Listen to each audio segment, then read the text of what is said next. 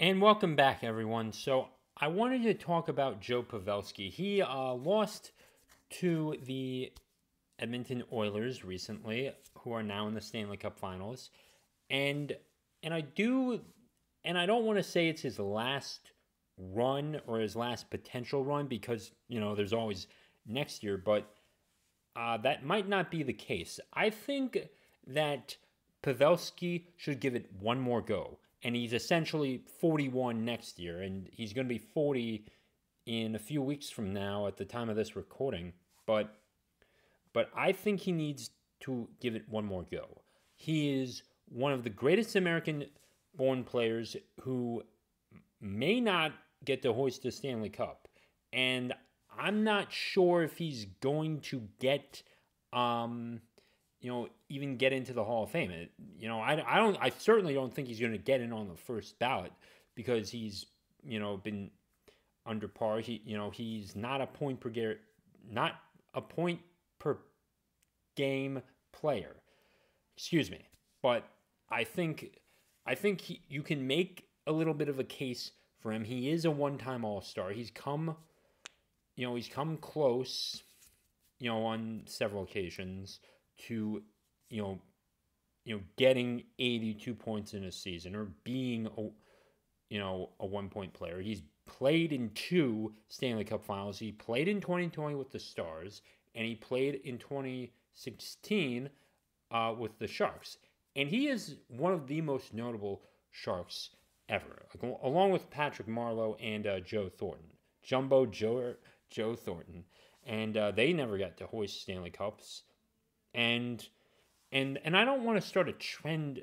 I don't want to see a trend of great San Jose Sharks players not being able to hoist a Stanley Cup.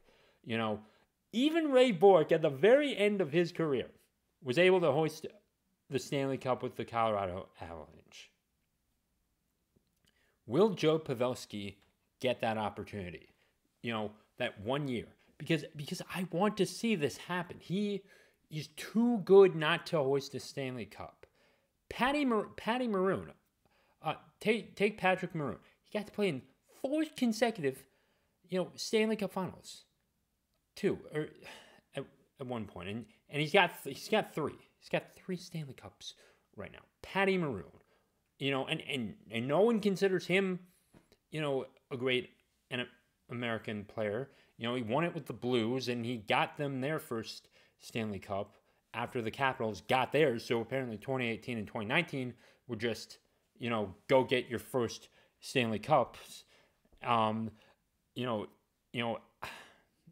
get your first Stanley Cup era, but that ended. And then the Lightning win 2 consecutive years in a row. And then for a third year, they face off against the Avalanche and they lose to the Avalanche too.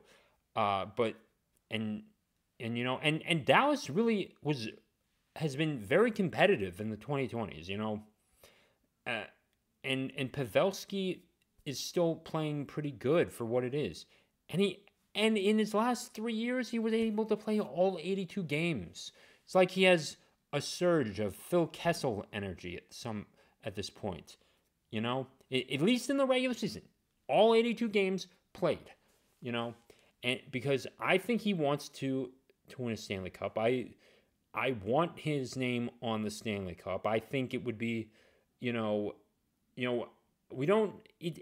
wouldn't consider it a Marcel Dion situation because, at least Pavelski's played in the Cup Finals twice, but it does say something that he's just, that hockey writers are going to take into consideration of whether or not to let him into the Hall of Fame. But he's going to, he'll be on the edge. I think he'll be on the edge. I think he needs one more season to go get that Stanley Cup and then make it his case to the hockey writers and say, I got my Stanley Cup. And then he can point to others. He can point to Sedin. He can point to Dion. He could point to, I'm blanking on names here. He could even point to Jumbo Joe Thornton too. And there are a lot of other you know, there are a lot of other players who are going to come into the NHL and not get a Stanley Cup. You know, it's a shame too. And you have 32 teams at this point, you know that only 31 of those, only one team can hoist the Stanley Cup every year.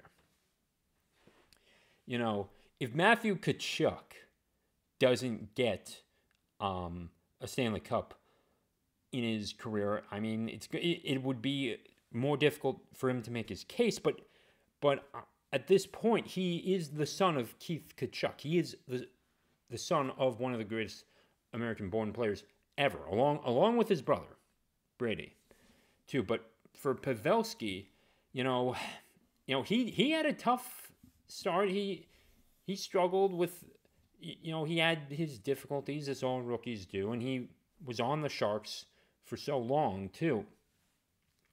But he has 476 goals at this point. I think he should also play another full season just to get to 500 and just say, hey, I got 500 goals.